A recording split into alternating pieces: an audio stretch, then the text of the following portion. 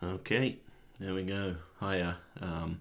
Welcome to Dilhouse After Dark. This is This is like those like the children's TV channels where after a certain point it wouldn't be like proper shows anymore. It would just be like sort of I don't know. I guess it was early ASMR in a way where it was just like some colourful patterns and shit on the screen and like some like lullaby music in the background. It's sort of the Dilhouse equivalent.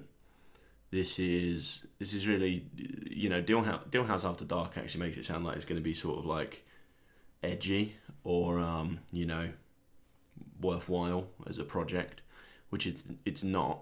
And I'll get into what exactly it is in a bit. I'll start getting into it, but I'll do that at the point where hopefully everyone's gone away and stopped watching. Because I really don't have time for it. I'm not trying to sell anyone on this as an idea. I'm just doing this for myself, which I suppose to an extent is true of everything I've ever posted on my YouTube channel. But I would say more so in this case. This really is a personal project, but you're gonna love it or not. You might hate it. Honestly, if you're not enjoying it, click off of it now. Or don't leave it running. Maybe mute it, but have it running in the background. I'm going to be honest with you. I need more watch time. This channel in an update that will shock absolutely no one. Still not monetized. I've made not 1 cent off the many classic videos I've put on this YouTube channel. I'm running at something of a profound deficit in terms of money I've spent on YouTube videos, the microphone, a camera, which I rarely ever use. So the watch time's a big one. The subscribers need to go up, but I can't. I can't. I can't do any more than I'm already doing. It's impossible. I try so hard to boost engagement with the channel. I promote it so ruthlessly. That was a joke, in case you couldn't tell. Yeah. What was my fucking point? What was I saying? Oh yeah, maybe leave it running if you want, or just turn it off. I don't care. More importantly, what I'd like to stress: if you're someone watching this who I know in real life, which I would say is a good. We've got to imagine at least 80 to 90% of the viewership of the channel on like an average video. Don't ask me about this when you see me in real life. When you see me at the pub, don't be like, and don't message me about it on Facebook. Don't be like, what was that? Because if you want to know what it is, I'll get to explaining it in a bit. But if you're gonna come up to me at the pub and be like, that was fucking weird. Why did you do that? I'm not trying to hear it. I don't fucking care. So keep that to yourself. I'm gonna have a little vape here. I'm gonna have a little puff on the vape, and then I need to fill it up a bit because I'm running low.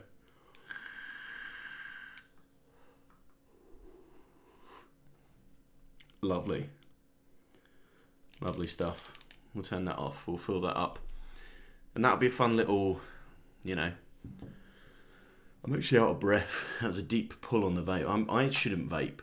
I'm in really bad shape. I used to have asthma as a boy, and you shouldn't vape anyway, regardless of how healthy you were, lung capacity wise as a child. I guess I have all people certainly. I shouldn't be doing it, but it is what it is. We all have our vices. Once again, I've forgotten what point I was making. Yes, it's going to be like a Chekhov's gun, because if I fill the vape up with more liquid at the start of the long tedious video, then at some point later in the long tedious video, I'm going to have to rip the vape, and that's probably the most tension that you're going to get from this video today. Is at which point am I going to hit the vape again? And I don't know. Put your predictions. Maybe come up with a prediction in your head. Don't necessarily comment it on the video because it's. I don't care, but maybe think to yourself. I'll tell you what, it'll be at least, I would say a solid 10 to 15 minutes. We'll see how quickly I just run out of things to talk about. and maybe 10 minutes is like the lower estimate, I would say. But it could well be a while. It could be a long. I want to record this for about an hour, I reckon, and it's inevitable that at some point in that hour I'm gonna hit the vape again. So that's a nice little narrative device for you to look forward to. I'm also going to crack open a drink now. You might have thought, again, this is my Dilhouse After Dark, not the best name for it, because you think that sounds cool. That sounds like someone getting rowdy, having a couple of bevs, as you would do after dark. But I'm actually not going to do that. I'm going to drink a low-calorie Indian tonic water, and I'll tell you why. Right, I'm on what we in the business would call a health kick, and I'm really I'm sort of detoxing from alcohol. Except I'm not. I'm still drinking alcohol, weekly. But what I'm doing is, for me, what a health kick is drinking the amount of alcohol that a normal person would just think was normal. That's me on a health kick. Because when I'm not on a health kick, it's bad news bears. It's not good for anyone. Sometimes it makes for some classic YouTube content. I think we can all agree, but unnecessary and a bit over the top. And I'm not going to lie to you. I can't be bothered to film myself drinking alcohol. Sorry, and then edit it down into a video. Because if I feel like if I'm recording myself drinking the alcohol, I've got to make it into an alcohol review, and I can't be arsed. I've got 2 big long video things that I've been in some sort of purgatory state of hell of editing for the last 3 months. Because hey, if you work for Sony Vegas and you're watching this video, definitely turn it off now, or just keep your fucking mouth shut. Okay. But I may or may not have a not exactly above the board version of Sony Vegas that I use as my editing software. And it crashes pretty regularly these days. And I don't know how to fix it. And I've tried to find another version of Sony Vegas, and I can't. I've tried to find maybe if I go back to the one before and it runs a bit better on my shitty old computer. But I can't do that. I can't find it anywhere. And I know don't be like, oh, here's their website, because you've missed the point of what I'm getting at here with my incredibly subtle storytelling. So when I'm trying to edit a video, it crashes every 5 minutes of editing. And usually for me, I'd say probably for every 5 minutes I'm editing, it's maybe at best it's a minute of actual footage. One of the things I'm trying to do is I have a wrestling movie review show thing, which I plugged on the channel months ago. And we filmed an episode of that, but the problem with that is you've got to cut the footage with the movie and the reaction of us watching along to it. And it's just a fucking nightmare. And my computer just can't hack it. And it's a shame because it's actually, I think, one of the better episodes that we've recorded. But I've been working on it for 3 months, and I've done the first 25 minutes. And I sit down and I'm like, today's going to be the day I'm really going to make some progress with editing that. And I'll do a little bit, and then it'll fucking crash 3 times, and I'd sort of rage quit. So this is the most ADHD thing going. And so, sorry if you have ADHD. Or, well, I don't know, maybe I have it. I've not been, but no, I don't think I do. I think I'm just stupid. I'm not saying that people with ADHD are stupid, but I think for me personally, it's probably less ADHD and more just I've destroyed my brain over the years, and I can't even follow my own thoughts through to their logical conclusion. And I really am getting lost just speaking into the ether. And it's a beautiful thing, But what I think I was saying was I wasn't, another reason not to drink alcohol is because I can't be bothered to edit any more alcohol reviews. I've already filmed a great alcohol review, and I can't be bothered to edit it,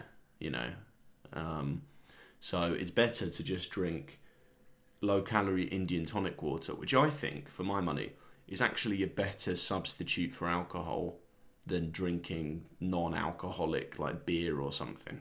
And I'll tell you why, but I'm really thirsty first. Here's why, right? Non-alcoholic beers, some of them are good, some of them are not good. But obviously the point is they've meant to taste like beer. Now the problem's threefold, I would say, to be quite honest.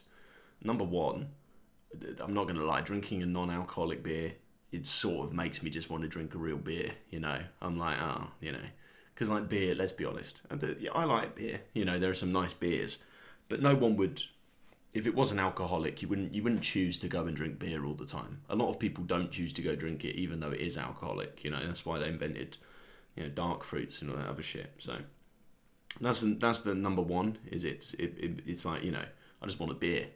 And the other thing is, I feel like also not very good for you. You've got to bear in mind I'm on a health kick, so I want to be drinking something low calorie, So I feel like there's going to be a lot of empty calories or whatever in a non-alcoholic beer, and I might be completely wrong on that.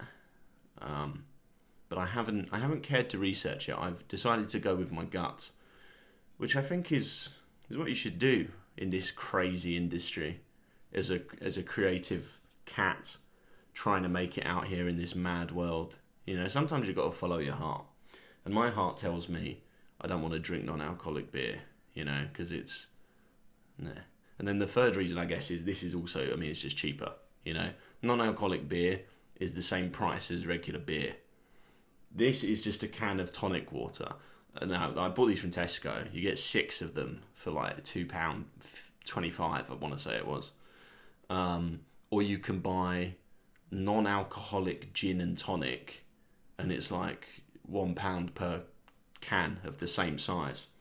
But non-alcoholic gin and tonic just tastes like tonic.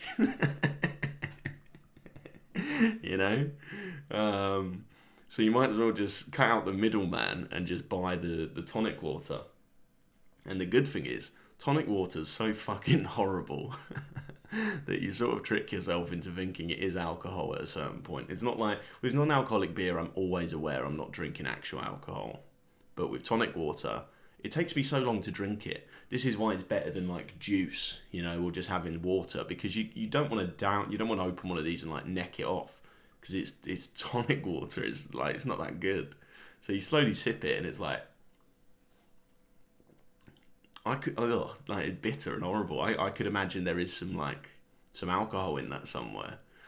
So it's that's the sort of like 4D chess that I'm playing with my own brain on a regular basis, just to sort of trick myself into feeling relaxed. Well, that's the sort of thing I need to do when I'm on a health kick, because I'm a well-adjusted normal person. Is I can't just not drink alcohol. I need to drink something that I don't even particularly like, because it tastes a little bit like it could be alcohol. So that's why I'm drinking these. But I'm being too harsh to them. I've actually sort of grown to like them a little bit over time. I don't know. There's something weird about it, but like, it is what it is. It's more. It's a great. I want to say like a great bit, but it's not really a bit. I have a lot of killer bits that absolutely crush with their whole audience, which is just me. I live alone in this flat. In case you couldn't tell, from all of the weird shit I've done in my front room on camera. Confident in the fact that obviously nobody's going to walk in and question it. And a lot of the stuff I do when I'm just around the flat by myself really is designed to make me laugh. And that, in a roundabout way, brings me to what the point of this video is. And this is going to sound insane, It's going to sound sort of like crazy and also really narcissistic. And I want to reiterate at this point, I don't care, Like, I personally, I couldn't give a shit. So again, just bear that in mind before you leave like a comment, and be like, what the fuck is that?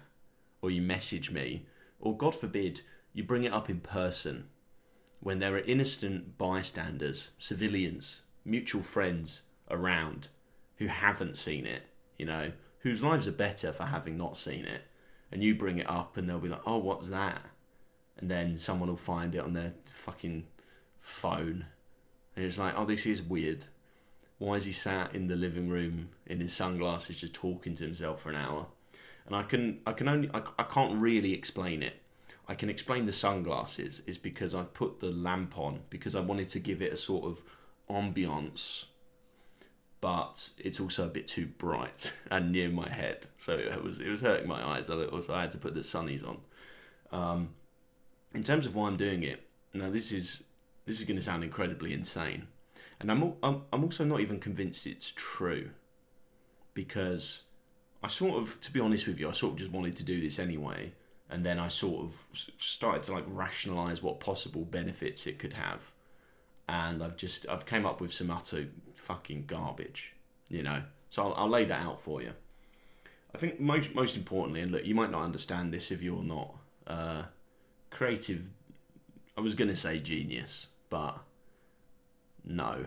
I think we can agree, no, probably not in my case, but something, you know, a man who I like to do stuff, you know.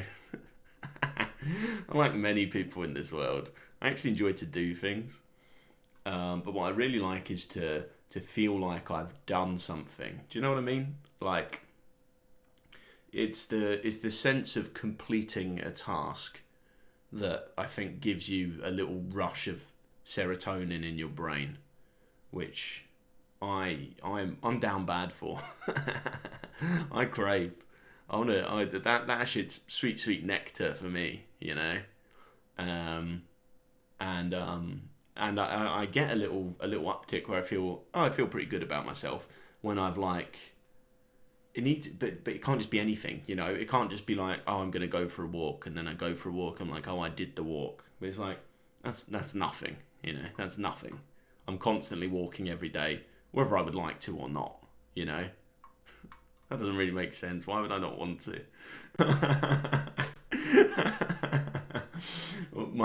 I don't know what my that one's really gotten away from me. What the fuck was I saying?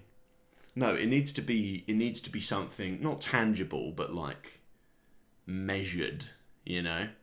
Like, I feel good if I think the number one thing is when I get some writing done, and that's because really, if I had my way, if I could discipline myself and just not be a total, you know, fucking idiot, really, and just wasting all of my time doing drivel like this, what I would love to do is to write something substantial. And I was sort of doing that for a bit earlier on this year. I was working on sort of a novel, and then I don't know why, but I stopped, and I can't like start again, you know. And I haven't even tried, to be honest with you. I just like closed the Word document one day, and now like the thought of opening it again and trying to continue with it is like, feels impossible in my brain. Which of course it wouldn't be if I sat down and tried to do it. But I also for some reason don't want to do it anymore. And that's what really I don't understand about myself. Because when I'm sat down and I'm like writing something, you know, I studied English and then I did a master's in creative writing, because that's really, you know, the only sort of academic shit that I really enjoyed was, you know, literary stuff. Even though I'm not particularly well read by any means, you know, even at uni I was a bit of a lazy sod. I sort of turned it on a bit for the masters in creative writing, but you know, that's I don't want to go into that, you know, the dark underbelly of how I became just the weird person that I am here today, because we'll be here for too long, and I've work tomorrow, and I only want to record this for about an hour. So if we start trying to unpack the various levels of trauma or whatever you want to call it that have resulted in whatever this is, you know, there's not enough hours in the day. So we'll put a pin in that one, and again probably hopefully never revisit it, you know, because that would be cringe, right? We're all agreed that would be cringe. I feel like it would, you know. No, but I like writing. I like, you know, and I used to write more when I was doing my undergraduate. I'd write like short stories and stuff, or when I was doing the masters, even you did sort of shorter pieces for like the coursework for the assessments, and that was good because it was a little something, and then it was done, and it had a purpose, and you would submit it, and it would get marked, and you'd be, that shit feels amazing to me. I didn't get that rush out of like any bit of work I did. If it was like some shit I didn't like, or I was writing about some fucking old ass poem from like Lord Byron or something, I'd be like, I don't care what happens with that. I'm just doing it. It's a chore. But if it was some shit I was writing myself, then my ego would run wild, and I think, wow, this feels great. I've really done something here. But the problem is, without the sort of structure of doing a master's in creative writing, for example, I can't bring myself to sort of write and then like finish writing anything. And I've tried like various different outlets for that, and none of them really work. And I think the problem is that my general commitment to any project is so flimsy, because I'm just all over the place. I'm not trying to like sell myself to sound cool or something. I don't mean that in like a good way, or even like in an interesting, chaotic, toxic way. I just mean like, I don't know, I probably lazy is a better word, I think I'm lazy enough that I don't really get anything done. I don't have that stick-to-itiveness to see a project through. Something just clicks in my head, and I just give up and don't care anymore, and don't even want to talk about it. And I become embarrassed that I've even ever mentioned it to anyone, because then they might ask me about it sometimes. Trying to be nice, being like, oh, how's the novel going? And I'm just like, it's not. Yeah, it's not going anywhere. It's been sat unopened on my computer for 4 months, that sort of shit. So that's like the real thrill I get, is when I've written something. I'm like, that shit's good, and I get that in little micro doses. I guess the only way I really do that in now is I write little stand up bits. I don't do stand up very often. The last time I did it was in February. I've like applied for doing as a stand up night where I live. At the stand, so I would like to do that again if they'll have me, because it is fun. But again, I don't have the like energy and the passion to really seek out opportunities to do that in my own time, because I'm someone who, I always thought when I was younger, I was like, I couldn't just do a regular 9-to-5 job. I couldn't. No way, man. I'd rather be a starving artist than like sit at a desk all day and do work. And it turns out I would rather sit at the desk all day and do work, because I've done the dog shit 0 hours contract, minimum wage type beat, living with your parents when you're in your mid-20s, and I wasn't fucking with it. So what I did is I sold my soul, and I work a job.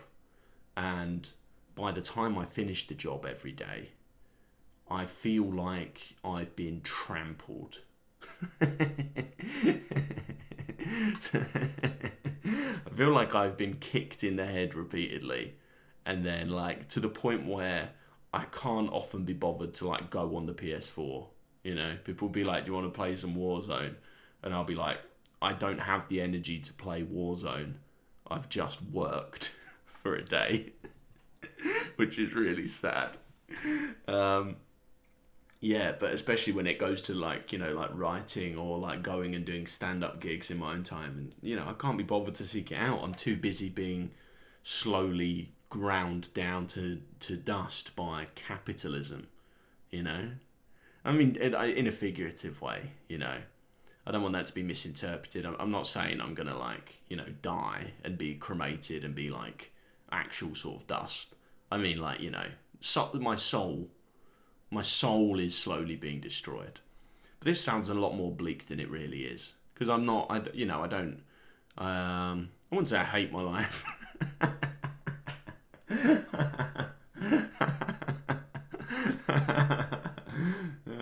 I wouldn't say I hate my life. No, I've got it pretty good. You can't complain. I mean, you can, and I do. I just was. But that's the thing people say, isn't it? You can't complain. Which is really just when they're like, I've had enough of complaining. I don't want to complain about this anymore. It's making me feel sad, so I'm just going to decide you can't complain, and then I'm just going to like compartmentalize it and not think about it. But I can't complain. Oh, that's just good.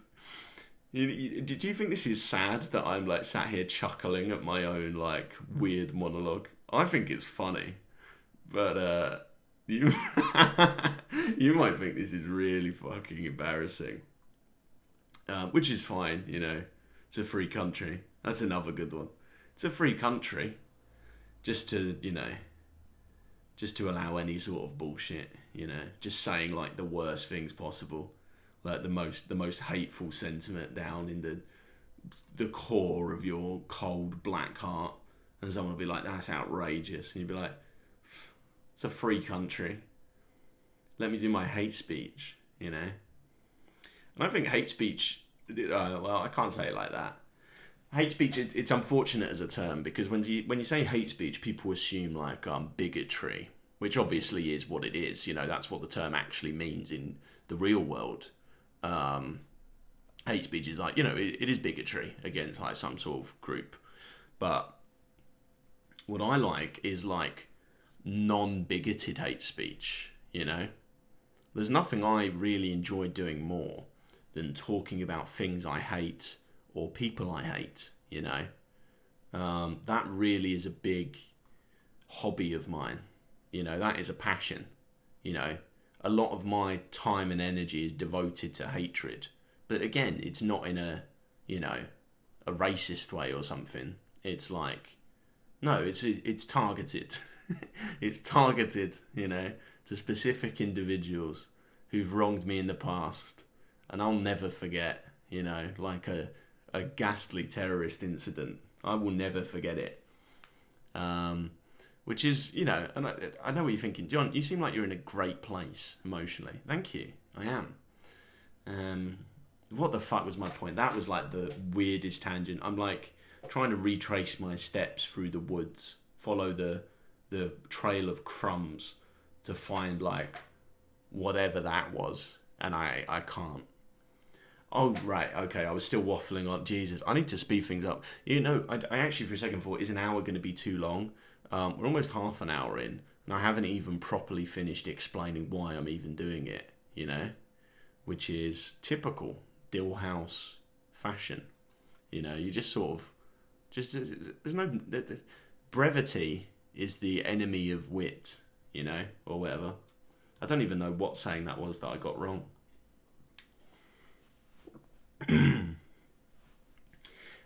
Yeah, I'm too lazy to do anything that's actually meaningful in terms of like writing something, performing some stand-up, even like Duolingo. I had a filthy Korean streak going, and then what happened is I was really hungover one day, and it used that streak freeze thing where it carries over as if you never missed a day. And I got like imposter syndrome. I got Duolingo imposter syndrome, and I started to feel like a fraud. And I like had to like just let the streak go. I was on like 300 days or something mad, This was starting obviously after I watched Squid Game, which is embarrassing to say, but you know what? If Squid Game gets you interested in learning Korean, that's a net positive. That's better than Rick and Morty ever did for anyone. Rick and Morty turned a generation into fucking absolute cunts. Do you know what I mean?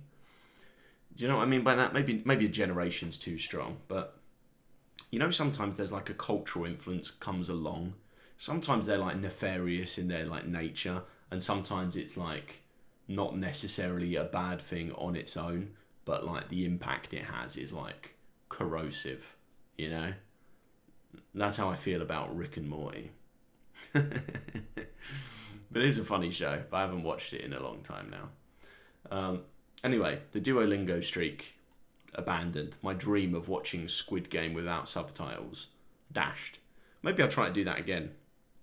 Maybe that'd be funny as a little... I think my phone's in the other room, actually. But that would have been good if I ran out of material. Just try to do some Korean. That would be embarrassing. Actually, I'm glad my phone's in the other room, because now that I thought about that, that would actually make me upset. Is that weird that I would be more embarrassed by me doing my Korean Duolingo, which is me actually trying to do something productive, than I am about like sat here talking about like Rick and Morty or whatever? I don't know what that says about me.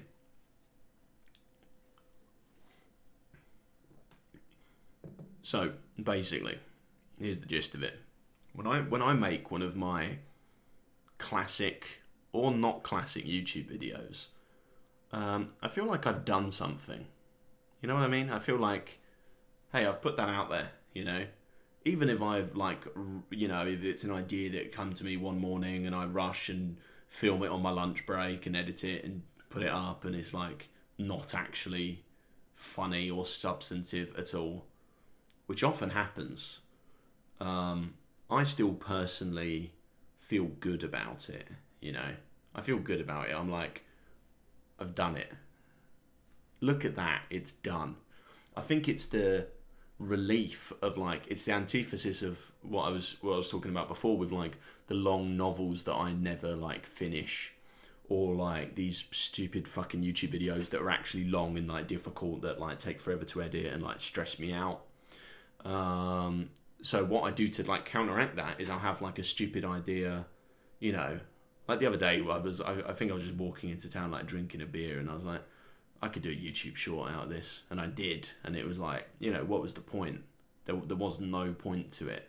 It got, I don't know.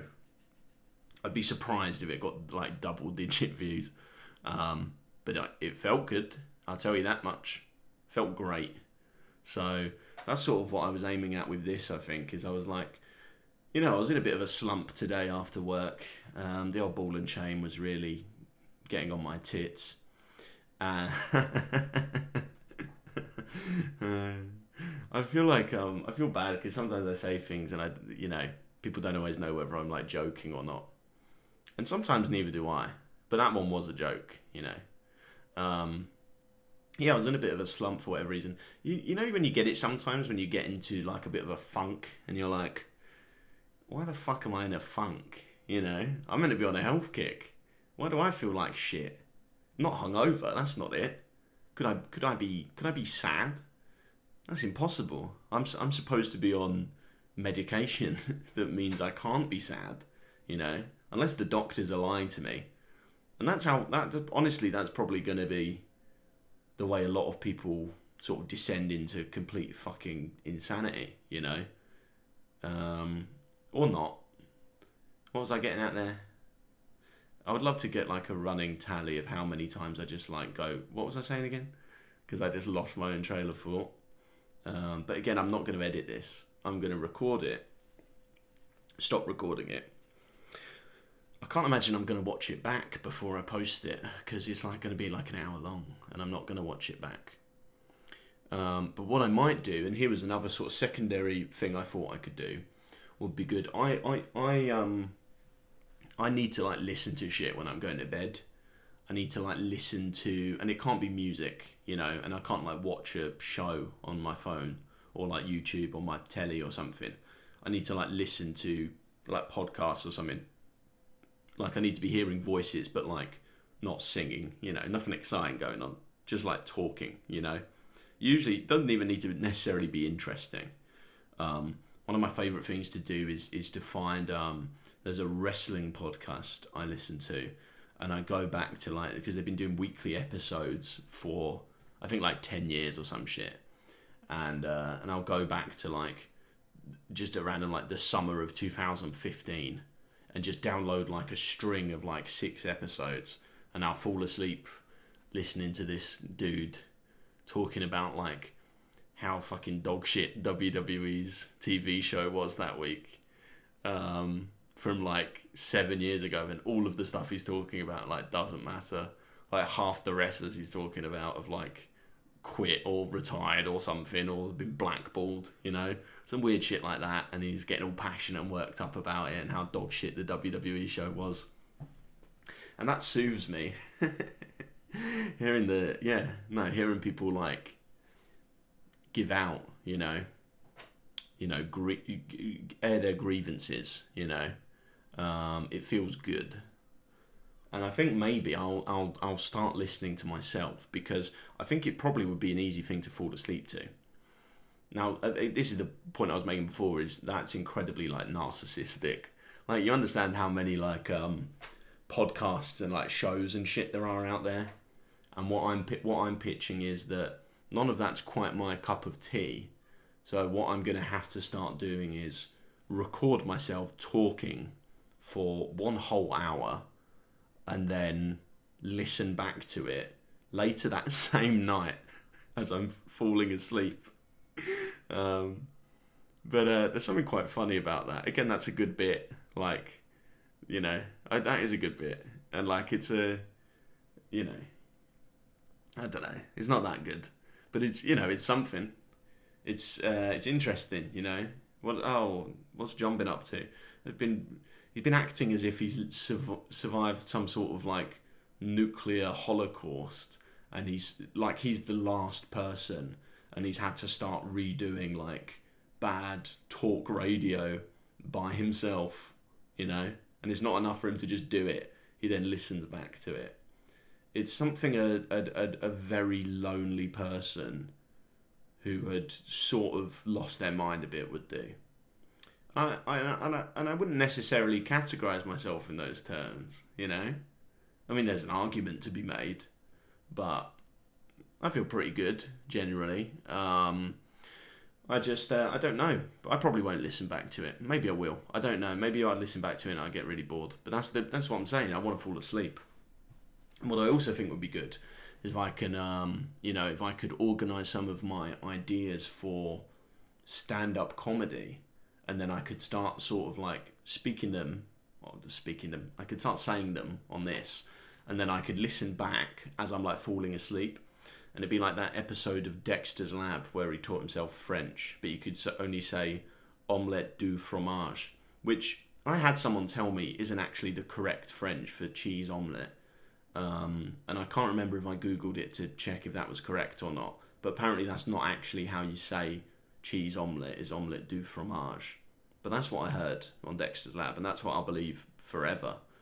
But my point is, I'll sort of, I'll plant my own stand-up ideas into my head so that I'll have some sort of like material to fall back on, so that when I'm doing a stand-up show, the number one thing I think is dog shit about my stand-up, and like, it's not a short list of things that leave a lot to be desired about my stand-up comedy, but it's very scripted,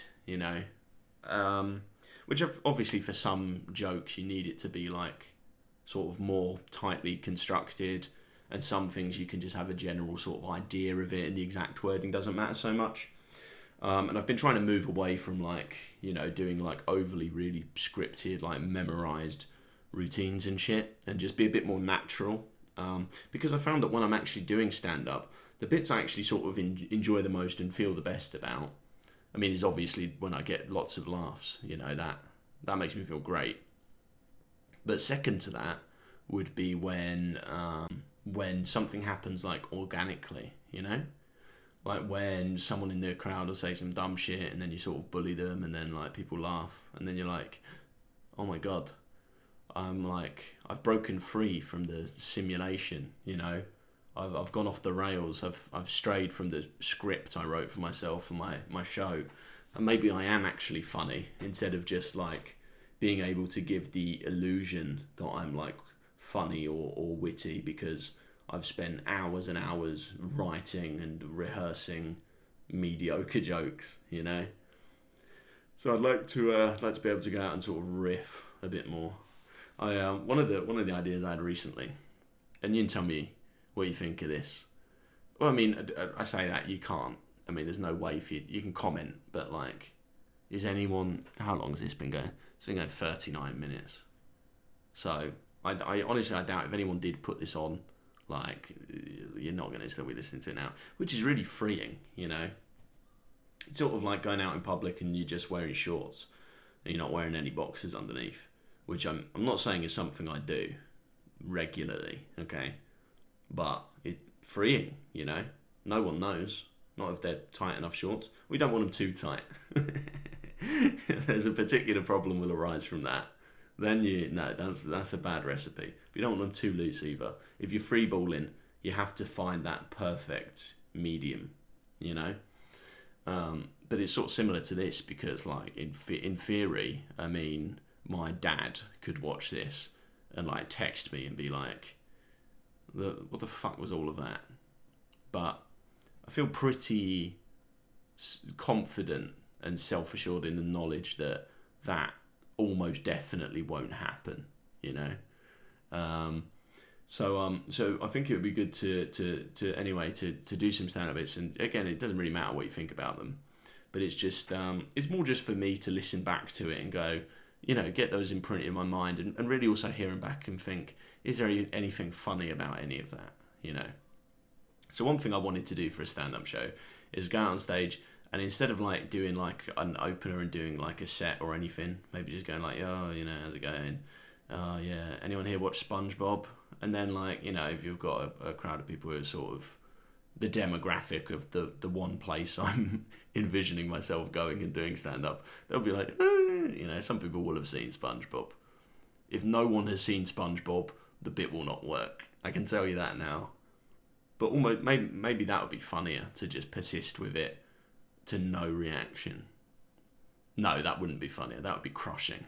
That would hurt my soul, you know. But you wait until they react for like SpongeBob, and you're like, you know, good, because I've, you know, got a question, and like I've asked some friends about this, and they think it's sort of a weird thing to talk about. But if you had to, you know, if you had to fuck one of the characters from SpongeBob SquarePants, which one would it be? Now, it's not incredibly like high concept stand up comedy. I know, shocking. I know, but I'm aware that it's not. You know, and I know that doesn't make it okay. Being self aware of it. You know, you can't like be a hack and be like, ugh, I know it's hacky. It's like, okay, I mean, you're still a hack. You know. But I think the potential fun it would bring me, almost like a sort of a mini game or like a challenge, is instead of doing proper stand-up, I would just be forced to sort of think on the fly to prepare for like whatever possible SpongeBob character could be said, you know? It reminds me of when I was like 15, I was a huge Red Hot Chili Peppers fan. And I still am. Although their most recent album was... I feel like I've said the phrase "hurt my soul." You know, this would be at least like probably the third time, or something along those lines. But it did hurt my soul because I loved the Red Hot Chili Peppers when I was younger, and they announced in like 2019 that John Frusciante was coming back, and I was like, "Fuck yeah!" You know, the classic lineup. And the two albums they did in like 2011 and 2016, I actually didn't mind. You know, I actually thought there was some pretty good stuff on both of those. But when I heard John Frusciante was coming back, I was like, you know, it's the goated lineup. It's the best lineup the band ever had. It's where, like, you know, if you're speaking to like an average person who's not particularly a Red Hot Chili Peppers fan, and you ask them to name a Red Hot Chili Peppers song, it's, I would say, probably like a 99% chance it's one of the John Frusciante ones, you know? Unless it's like, it might be like, you know, it depends if a new one's just come out in the last few years, like maybe they go like Rain Dance Maggie, or like Black Summer. Or maybe if there's a real freak out there, they'll go like, you know, Aeroplane, which I don't dislike as a song, but it shouldn't be the first one you think of. If someone says, tell me a Red Hot Chili Peppers song, and the first one you go is like, My Friends, P, you know, from One Hot Minute, you know. Oh yeah, True Men Don't Kill Coyotes. This is really niche. You need to know a good amount of Red Hot Chili Peppers knowledge to understand what I was even getting at there. Why was I even talking about the Red Hot Chili Peppers? That's my point, you know, all the iconic songs were with John Frusciante, and then like he was coming back to the band, so you're like, fucking get in, this is going to be, in theory, this should be like the best Red Hot Chili Peppers album in like the last 15 years, and it was not. It was, in my opinion, like one of the worst ever, like so boring, and it really disappointed me because you know, you'd be hard pressed to find many bigger Red Hot Chili Peppers fans. And it was dog, I thought. And it was a shame because I liked Black Summer, and then the rest of the album came afterwards, and I was oh. It was like falling out of touch with like a friend from high school when you meet them like years later at like the pub, and they're just like a fucking wanker, you know, and you're like, that's a shame, because if I'd never met you again for the rest of my life, I probably could have carried the nostalgia of, you know, when we were 15, you know. It's the same way I feel about Flea and Anthony Kiedis, you know, which is a shame, but it is what it is. What my point was with that, I'm not sure. Why was I talking about the right? Oh my god, that's actually so bad that like it was the most minor tangential thing. So what I'm saying is, when I was 15, I used to be able to like rattle off. I could tell you like the year that every Red Hot Chili Peppers album was released, and I could tell you like the lineup they had on like vocals, guitar, bass, drums for each album. And like if you named a song, I could tell you which album it was on. And if you played me like the first 2 seconds of a Red Hot Chili Peppers song, I would get it. And I played that as a game with some friends before, and that was fucking good. And to be honest, I think I could still do the albums and the lines up, maybe. And now I want to try. I want to say the band started in 1983. And I want to say the first album was 1984. And it was just called The Red Hot Chili Peppers. And that was Anthony Kiedis and Flea, who I'm going to not mention for everyone because they're on all of them. It's Anthony Kiedis, Flea, Cliff Martinez, I want to say, was on drums, and Jack Sherman, I think, was on guitar. I think his name was Jack Sherman. I think he only did one Chili Peppers album, and it was the first one. That was 1984. 1985 was Freaky Styley, and you had No. You didn't get the other Jack back yet. You had, I think that was Hillel, right? Was back on Freaky Styley. There's like not even one person watching this who'd be interested in this. But again, like, why were you you know, you get what you deserve. You know, if you watch this far, you deserve something that even you will find boring by the low standards I've set for this video. But I want to say that Freaky Styley in 1985 was Hillel Slovak back on the guitar, and you still had Cliff Martinez on the drums. And then they did Uplift Mofo Party Plan in 1987, and that was the only album with the classic lineup, because you had Hillel Slovak, and then you also had Jack Irons on the drums. And then from that it gets easy. You had Mother's Milk was 89, and that was where they brought in Chad Smith and John Frusciante. 1991 was it 91 or was it 99? These are the two where I don't entirely know. I don't know if it was 91 or 1990. I'm gonna just guess 1991 was Blood Sugar Sex Magic. It was the same lineup as Mother's Milk. One Hot Minute, I cannot ever for the life of me remember if it came out in 1995 or 1996, which is weird. You know, what a stupid thing to like have as like a long time. I sort of got caught between saying long time and long term there. A long time problem in my life is I can't remember what year the 6th Red Hot Chili Peppers album came out in. We'll say 95 for the sake of argument, but that's the one that's most likely to be wrong. That one was same lineup as before, except you had Dave Navarro for the first time on guitar instead of John Frusciante. Californication 99 classic lineup, 2002 By the Way classic lineup, Stadium Arcadium 2006 classic lineup, and you had I'm With You in 2011 and The Getaway in 2016, and those were the ones with Josh Klinghoffer instead of John Frusciante and the guitar, those two. And then you had thingy, what the fuck was it even called, this one that just come out? I actually can't remember what it was called. I want to say it was Eternal Love, but I'm actually not 100% sure what the name of the album even was. And I also am not 100% sure if it came out this year or last year. I think it was earlier this year. But I mean, that tells you, like, you know, all of that knowledge was waiting dormant in my brain about the Red Hot Chili Peppers because I'd stored it there intentionally when I was younger because I was such a huge fan. And the latest album, I wouldn't bet money on what the album was called, you know. I think it was Infinite Love. Maybe I would. Maybe I'd bet a little money on it. maybe I'd bet a little money on Infinite Love, but I wouldn't put like my savings on it, you know. Whereas if you go, what was the 2002 album? What year did it come out? What was the lineup? Double me up, you know. I'm going to Mars, baby. Now, that sort of knowledge I've just shown off, which I think most of it was probably correct about the Red Hot Chili Peppers. I want to train myself to get to that level with the hypothetical question of which SpongeBob SquarePants character would you have sex with if you had to have sex with one of them. So I've been trying to like run through most of them in my mind and come up with like quips. And I've got a good amount, I would say. I don't have nearly enough to cover all of the SpongeBob characters.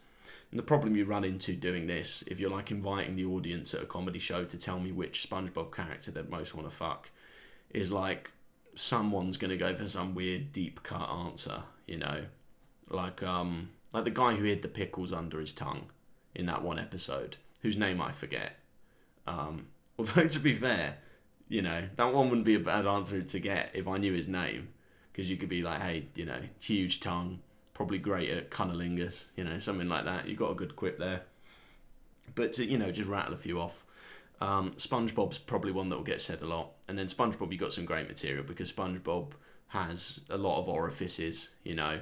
And in reality, SpongeBob, if we're talking about fucking the characters, SpongeBob would have been like the cum bucket of Bikini Bottom, you know. Never mind the chum bucket. SpongeBob would have been the cum bucket.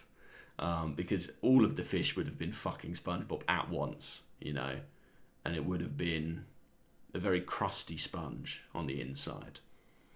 Squidward would be sort of the opposite, you know, where SpongeBob's like taking it from everyone. Squidward's giving it to everyone because Squidward's got many, many limbs.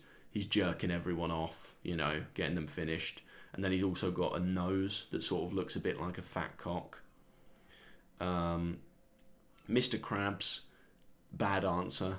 Like, so far as I can think, the only character in SpongeBob who shares their name with an STD, you know, so, you know, and also wouldn't buy you dinner. If we're talking about, like, dating them as well. Gary the Snail is, like, an incorrect answer, because it's, like, obviously they're all sea creatures, but you've picked the one who, like, inside the universe of SpongeBob was, like, the pet dog. So that's like concerning, you know, that sort of like bestiality in the SpongeBob world. Like you could imagine like an episode where if SpongeBob went on forever and got like woke like The Simpsons, you know, they do an episode eventually like Squidward comes out as gay and like, you know, starts dating Larry the Lobster. Whereas they would never do an episode where Squidward comes out as gay and starts dating Gary, you know. People would rightly ostracize Squidward from Bikini Bottom if he started trying to fuck Gary the Snail. So that one's a bad answer. Sandy Cheeks, you've got to expect people are going to say that one because she was the fittest character. And it sounds like a funny thing to say about the concept of wanting to have sex with a cartoon squirrel. Is like, yeah, that's the obvious answer. But you've got to bear in mind that's like in relation to, you know, having sex with like a cartoon squid, you know. Like realistically, if we're talking about the real life animals and you're presenting me with like a crab and a lobster and a squid and a squirrel, I'm gonna try to fuck the squirrel probably, you know, if I had to. Who else you got? Larry the Lobster I mentioned before. That one I think could come up because he was sort of the Chad of Bikini Bottom. He was obviously in great shape, but the problem is the huge fucking, you know, claws. You know, I don't really want that anywhere near my cock. Plankton's the answer. If someone says plankton, that's like the fetish answer. You know they're a bit sick in their head because, like, I mean, not to kink shame. No, I take that back. I rescind that. I think it's okay to kink shame if you want to fuck Plankton. I think you deserve a bit of shame from me, because you're not imagining yourself like Plankton's size fucking him. You're definitely imagining your size, Plankton size, and like what it would feel like to shove Plankton up your ass or cock or vagina, you know.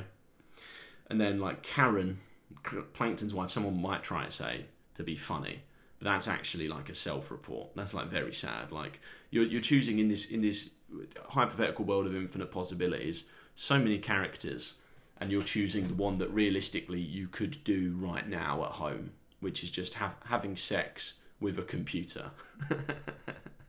Like, you can do that at home. That's just like you're choosing, I'm actually not gonna fuck, I'm just gonna like watch porn on Karen the computer, you know. Who else we've got? Mermaid Man and Barnacle Boy. I think if someone says that, you got to be like, hey, I hope you don't work at a care home, you know. I don't want you anywhere near my granddad. I think that covers the major characters. And then probably how I would round the bit off is, you know, just call everyone a sick fuck and be like, you know, I go for David Hasselhoff or Patchy the Pirate, you know, one of the human characters. You know, David Hasselhoff probably makes the most sense, but a bit more niche because he was only in the SpongeBob movie. Patchy the Pirate is probably the way you gauge that is the reaction you get when you say, has anyone seen SpongeBob? And if you get a lot of cheers, you probably could get away with going for David Hasselhoff from the SpongeBob movie. Although actually the SpongeBob diehards, they'd probably find it funnier if you said Patchy the Pirate. Now that I think about it. The one major character I've omitted there, I mean there's probably a few, but Plankton, no, I said Plankton, not Plankton, Patrick. Patrick, I couldn't really think of a good one for, you know. I wanted to, you know, I wanted to sort of raise like the ethical question of like, is Patrick capable of consent? You know, just on the basis that he was like so fucking stupid in the show. It's like, is there a way that you could have like a loving, consensual sexual experience with Patrick, or like, you know, you would feel guilty afterwards. I think you would feel like you'd done something wrong. You wouldn't feel like one of God's favourite children if you fucked Patrick from SpongeBob, is my hunch. But I couldn't really think of a funny way to say that, you know? I couldn't really think of a funny way to bring up the concept of whether Patrick is capable of giving consent. So I don't actually have anything for Patrick at the moment. There's some weaker shit you could do there, you know? You sort of got like a dad bod, you know? You could sort of like hop over it. If someone says Patrick Star, you go like Patrick Star, you know? You'd be surprised how many people say Patrick Star. I could just say that, which is like a lie, but it's like, you know, it sounds like I've said something, you know? Be like, you know, they say girls like a dad bod, but then Patrick, didn't he have a dad in the show? Oh no, SpongeBob had the dad. Patrick, didn't Patrick have the parents that were like, they weren't actually his parents and they were just all really stupid? I don't know.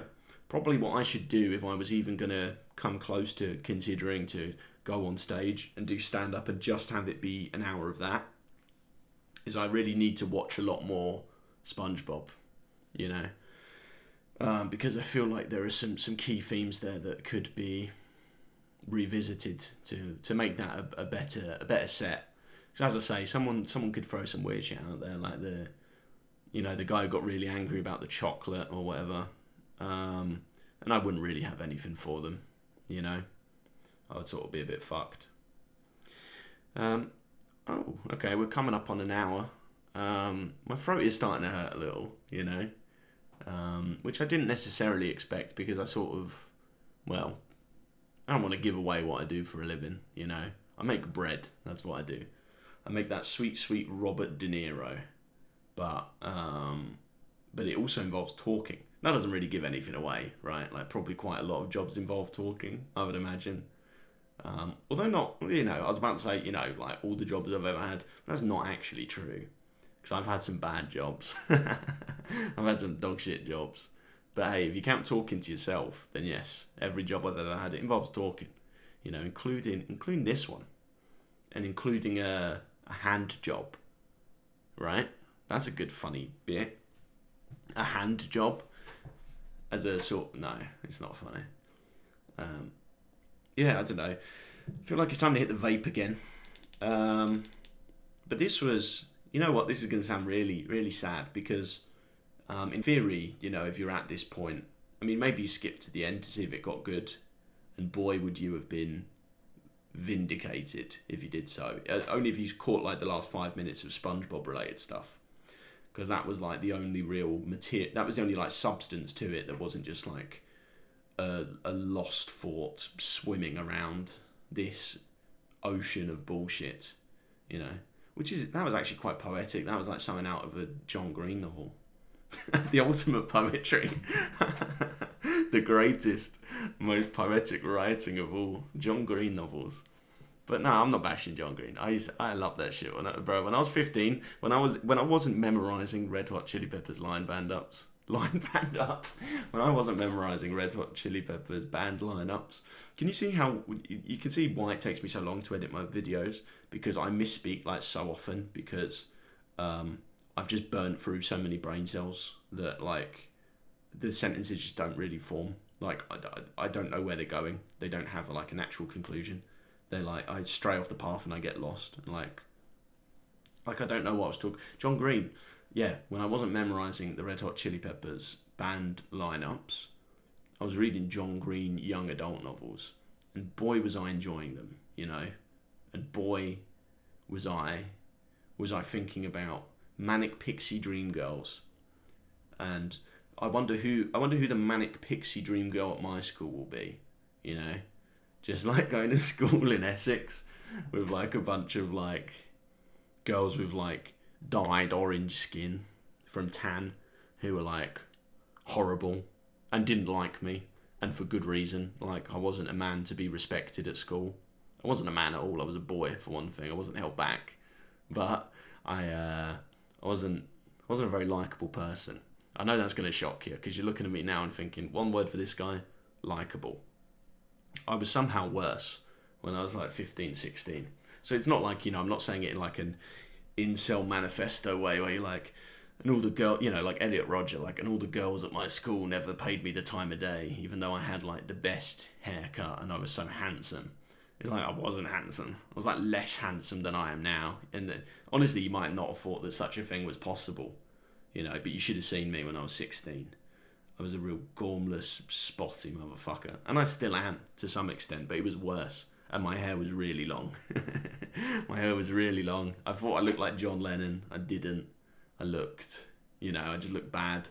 I got called a lot of homophobic slurs, which I think was a bit past the pale, but, you know, it is what it is. And none of the girls were interested in me. But, it's, you know, as I say, I wasn't interested in them, because I was on my lookout for my manic pixie dream girl.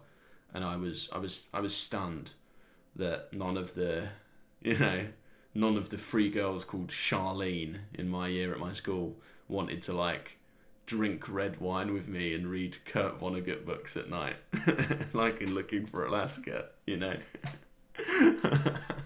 Man, I was tortured. Yeah.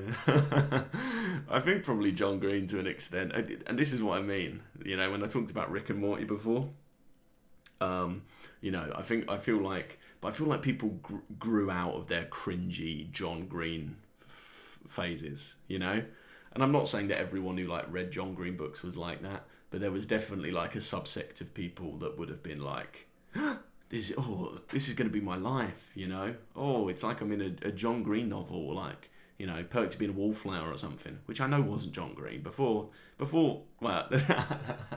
someone gets on my case about saying Perks being a wallflower was a John Green novel, no, I'm just saying it's a similar sort of genre. I know it's Stephen Chbosky. Oh wow, the capture there just really started lagging. I wonder if it's because it's been recording for over an hour. So it's probably about time to wrap up. I really wish I could remember what my last thought was that was going on. Oh yeah, I feel like a lot of, you know, John Green readers and stuff probably went through that horrible, weird cringe phase like Rick and Morty viewers. But I feel like most of them have probably matured out of it, because I feel like John Green is overall sort of a nice, wholesome enough person that like you wouldn't become an awful like Jordan Peterson fanboy psychopath from reading John Green books. Whereas I feel like Rick and Morty is sort of a gateway drug to like Ben Shapiro, if you know what I mean. I'd love to write a thesis on that. Yeah, I don't know. I feel like I had something I was going to finish saying there, and it's gone. What was I saying? I was saying there was what was I talking about when I was at school? And the John Green. Why was I even talking about that? I mean, that's a good note to end it on. Is the fact that I've fully lost the thread now. You know, and it's probably going to be frustrating if anyone were to watch this. They'd probably be frustrated at the complete lack of an ending. You know, but it is what it is. That's gonna happen. Tell you what, I didn't forget. I didn't forget that I was meant to hit the vape again. You might have been sat there anxiously thinking, "Fuck, I had an over/under bet with my pal for like an hour." You know. I hope he remembers to hit it now that we've passed that mark. Don't worry, I've got you.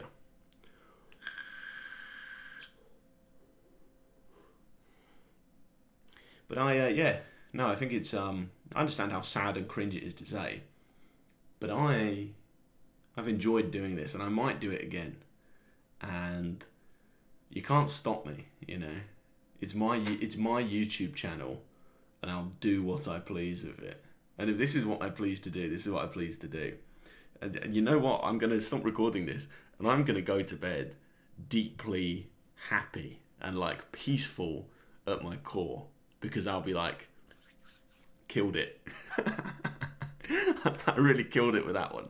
I went and sat in the living room and I talked to nobody for an hour, and I had a whale of a time. And I don't mean it in like a narcissistic like way, you know, but it says more about me as a person, and I think my personality, which is that like I enjoy talking to myself probably more than talking to people. But that's not a commentary on like the people.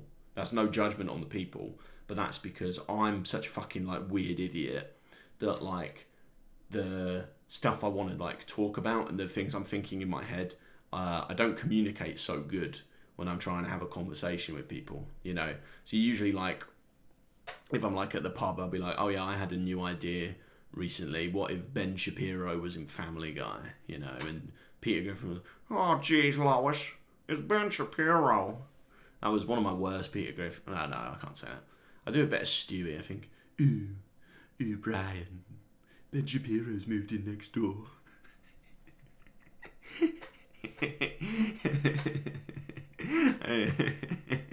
Yeah, that's the sort of shit I say if I'm like around people, you know. Like, how sad's that? That's like my like, that's me trying to fit in and contribute in a social setting, is me saying like, what if Ben Shapiro was in Family Guy?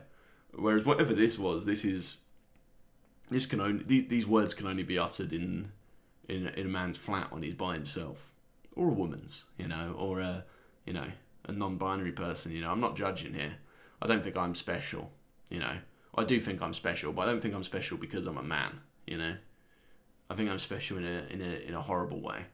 Maybe I do think I'm special because I'm a man, in a horrible way, you know. But I'm a feminist, is what I'm getting at here. Okay, well I think we finally we've jumped the shark on that.